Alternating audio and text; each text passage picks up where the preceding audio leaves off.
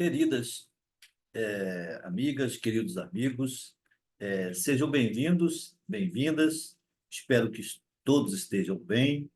E hoje resolvemos falar de um tema que entendo que é também de interesse coletivo, visto que tem ocorrido uma série de modificações legislativas tanto nos níveis estaduais como nos níveis municipais.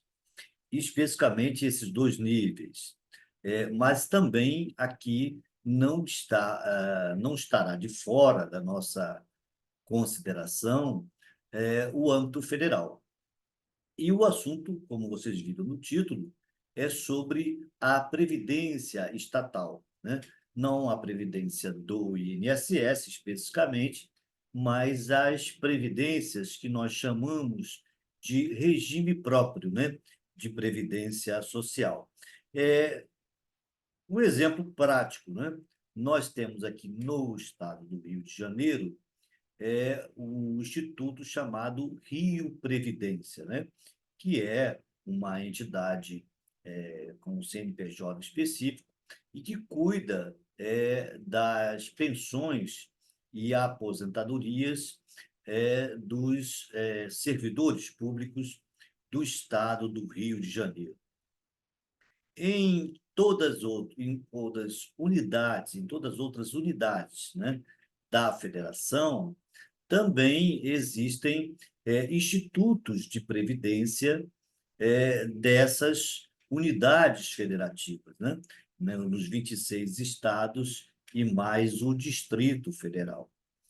E aqui eu quero fazer uma correlação direta com um processo, eu não vou dizer nem que é lento e gradual, mas um processo ao longo do tempo que, ultimamente, tem havido, inclusive, uma certa rapidez nas mudanças, considerando principalmente o ano de 2015 para cá. Portanto, em torno de 9 anos, né? Exatamente por que eu falo a partir de 2015 para cá? É porque houve, se todos quiserem retomar a história, houve em 2015 uma modificação importante quanto à atuação do Parlamento, do Congresso Nacional, em relação à então presidente da República, a senhora Dilma Rousseff, que então era a presidente da República. E por conta de uma pauta de modificações no Congresso Nacional, pautas, né? Essas pautas, perdão, é, que modificaram ou que pensavam e acabaram modificando uma série de critérios da administração pública, fizeram com que se oferecesse a possibilidade para os estados e também os municípios de atuarem de uma maneira que, na minha visão, e eu vou aqui esclarecer para vocês, é uma maneira perniciosa que leva os institutos de previdências estaduais e municipais, e eventualmente os federais, mas no caso dos estados e municípios, pode levar a uma falência desses institutos. Mas é importante que nós tenhamos consciência de que o discurso de que as previdências estaduais ou municipais estão, vamos utilizar o termo, quebrando ou falindo, para a gente fazer esse discurso ou fazer a citação desta frase, é preciso que nós façamos uma retrospectiva para entender por que existe essa possibilidade de quebra dos institutos ou da falência dos institutos de previdência estadual, previdências estaduais e municipais. Então, vamos retomar agora 2015, né? O processo legislativo de 2015 fez com que uma série de mudanças viessem ocorrendo de lá para cá e possibilitando, por exemplo, a terceirização dos serviços públicos, notadamente uma mudança importante quanto à atividade fim da administração pública. Até então, a terceirização estava permitida para aquelas atividades que não fossem atividades fins daquele órgão público, daquela administração pública. E houve, então, uma ampliação para possibilitar que a administração pública, tanto no nível estadual quanto no nível municipal, pudessem terceirizar também os serviços públicos, aquelas atividades denominadas atividades fins. Por que é fundamental que nós façamos esse link, essa vinculação à possibilidade de terceirização que surge e o sistema deficitário que vai se aproximando, que vai se ampliando desses institutos de previdência, tanto estaduais quanto municipais. O que acontece, que é bom que a gente saiba, o que acontece é que quando a pessoa é contratada através de um concurso público e se torna efetiva, né, começa a ocupar um cargo efetivo na administração pública, portanto, não terceirizado, né, não privatizado o serviço, mas aquele servidor público que fez um concurso público, passou por todas as etapas de seleção previstas no edital e assume, então, como um estatutário, né? Que é aquele servidor público que não tem direito ao fundo de garantia, que possui, a partir de 3 anos, a estabilidade, né, no serviço público. Então, os critérios, todos, ou a maioria das pessoas conhecem, né, conhecem os critérios. Esse servidor público, ele recolhe mensalmente, ele paga mensalmente um percentual para o Instituto de Previdência do seu ente federativo, ou do seu estado, se for um servidor estadual, ou para o município, se ele for um servidor municipal. Então, com isso, ele alimenta, ou esse servidor, essa servidora, alimenta os cofres públicos desse órgão, desse instituto, porque o instituto naturalmente recebe daqueles que estão na fase laboral ativa, né, trabalhando ainda, e com esses recursos administrados por esses institutos, serão pagos as aposentadorias e as pensões, né? E os outros pecúlios, enfim, os outros benefícios previdenciários daquele instituto estadual ou municipal. Quando surge a figura da privatização de alguns serviços, ou melhor dizendo, a terceirização de alguns serviços que permite, e essa terceirização permite que haja contratação, naturalmente, de pessoas, de terceiros, né, não concursados, essas pessoas que assumem esses cargos temporariamente, porque é um serviço terceirizado, elas não recolhem para o Instituto de Previdência Estadual ou municipal, qualquer um que seja, não é? Com isso, surge exatamente o que nós estamos aqui trazendo. Surge gradativamente uma diferença de recursos contra esses institutos, porque as pessoas que são terceirizadas, que são serviços privatizados ou contratados, não efetivos, pessoas ou, enfim, que não fizeram o concurso público, não ingressaram na carreira estatutária, o recolhimento será para o INSS, que é uma autarquia federal e, claro, recolhe esses recursos que não seguem depois para o estado ou o município que deveria, se essa pessoa que está trabalhando fosse fosse um estatutário no cargo efetivo, depois de concursado, etc., não recebe, essa instituição não recebe.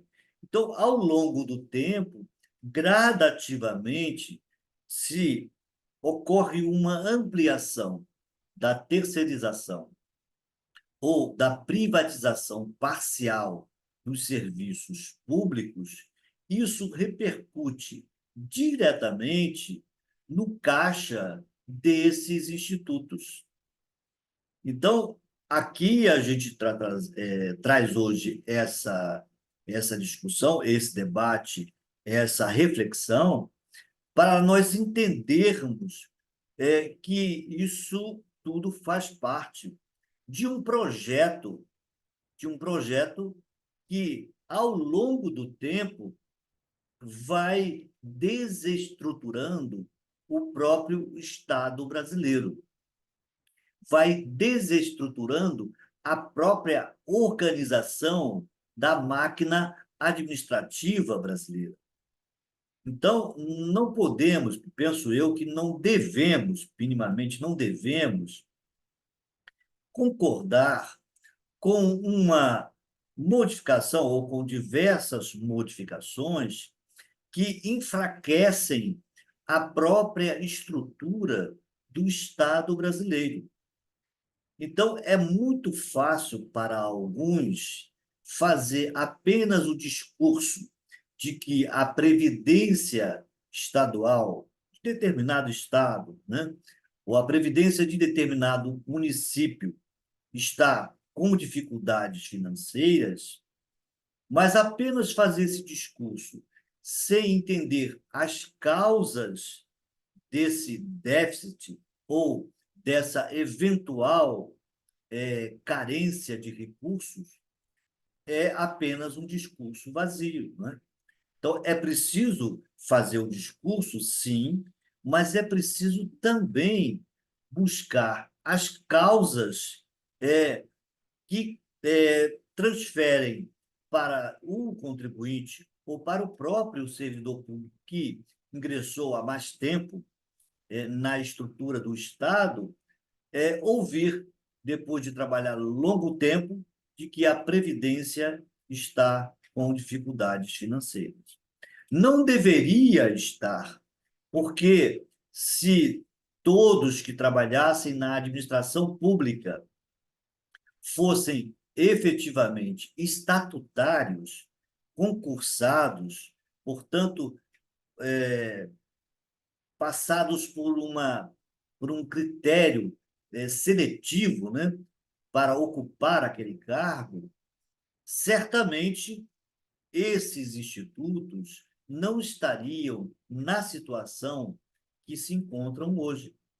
Se a gente não fizer uma mudança legislativa, se a gente não fizer uma reflexão sobre o que está acontecendo nos diversos estados e municípios do Brasil, o que já está ocorrendo em boa parte, o que vai acontecer é que esses institutos previdenciários estaduais e federais e municipais, estaduais, municipais e até mesmo na esfera federal, não suportarão essa, digamos assim, essa descarga de recursos, né? Esse sangramento, né? De recursos que vão para iniciativa privada, portanto, para,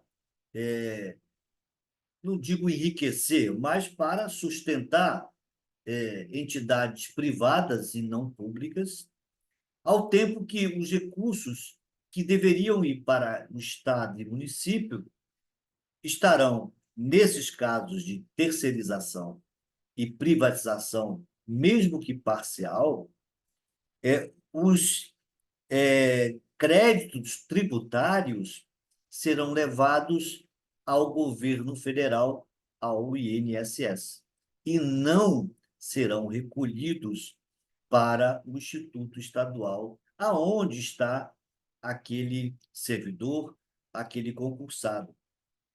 Então, eu aqui apenas quero trazer a vocês essa discussão, porque envolve a mudança da legislação constitucional, que foi modificada notadamente a partir de 2015, por aí, de 2015 para cá, e até que nós façamos um esforço para rever essas posições quanto às terceirizações e às privatizações, mesmo que parciais, dos serviços públicos, porque essas privatizações e terceirizações trazem, no mínimo, esse é dos prejuízos que são trazidos por essas modificações legislativas.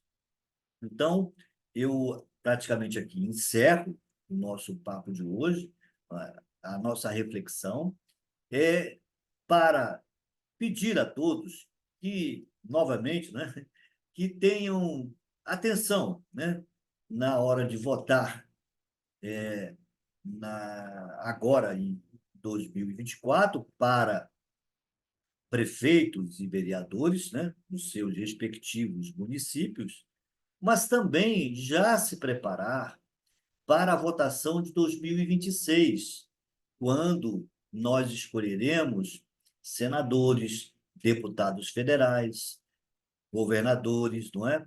Então, é preciso que nós, a todo momento, estejamos atentos aos parlamentares e aos governantes que estão, digamos, no poder no nosso país, seja em qualquer nível, né? Porque é preciso que nós cobremos desses governantes, desses parlamentares, uma postura de continuidade, uma postura de preservação da estrutura pública que está e foi montada e foi, digamos assim, estabelecida, né, para prover, para beneficiar a população. E vejam, nessa situação que eu estou colocando para vocês, na medida em que há uma terceirização, repito, os recursos previdenciários recolhidos desses terceirizados não vão para o Estado nem para o município, vão para o governo federal, né? Então, com isso, os estados e municípios não recebem recursos desses trabalhadores terceirizados ou contratados e, por sua vez, ficam com menor capacidade financeira para bancar, vamos dizer dessa forma, as aposentadorias e pensões daquelas pessoas, daqueles servidores que trabalharam durante décadas, né?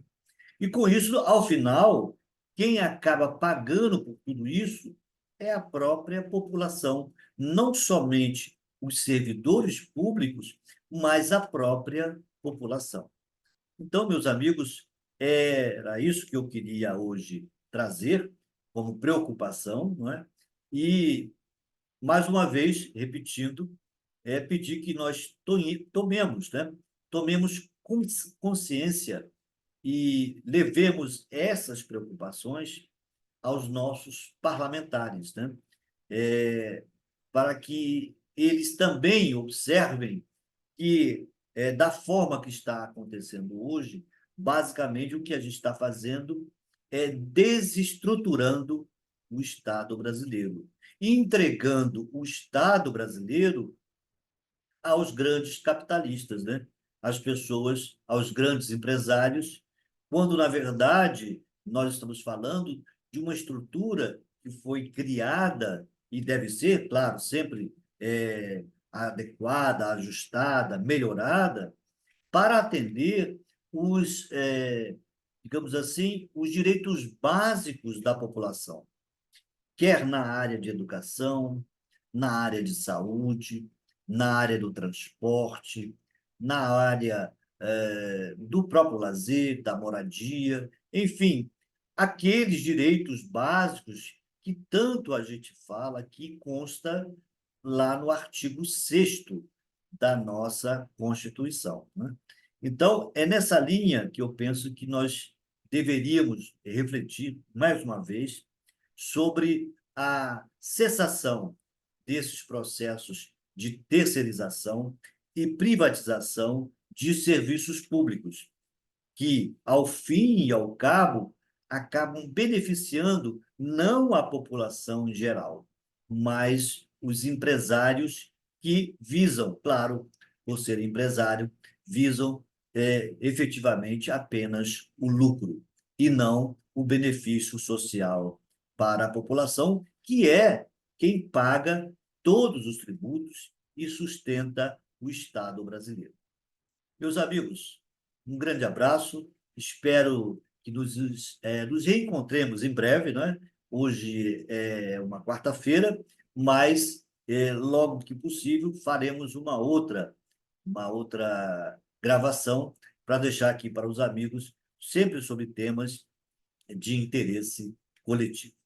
Mais uma vez, muito obrigado pela atenção, um grande abraço e até a próxima.